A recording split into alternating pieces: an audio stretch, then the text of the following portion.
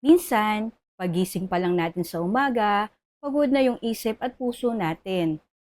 Ang daming gawain, ang daming responsibilidad, ang dami-daming schedules. Napakadami nating iniisip, parang naka-autopilot na lang tayo sa buhay. Sabi sa Proverbs 3 verse 5 to 6, "Trust in the Lord with all your heart and do not lean on your own understanding. In all your ways, submit to Him, and He will make your path straight." Hindi niya gusto na mapagod tayo, na ma-stress or ma-drain. Gusto niya tayong mapuno ng lakas at kapayapaan. Kaya minsan, kailangan din nating magpahinga.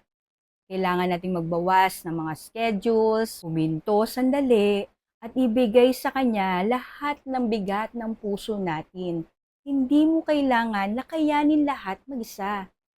Ibigay mo lahat kay Lord, lahat ng worries, lahat ng takot, at lahat ng pagod mo.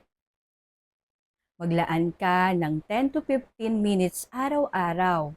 Pumasok ka sa loob ng kwarto, manalangin ka, magpasalamat, mag-worship, at mag-dwell ka sa presence ni Lord at i-invite mo ang presence ni Lord sa buhay mo.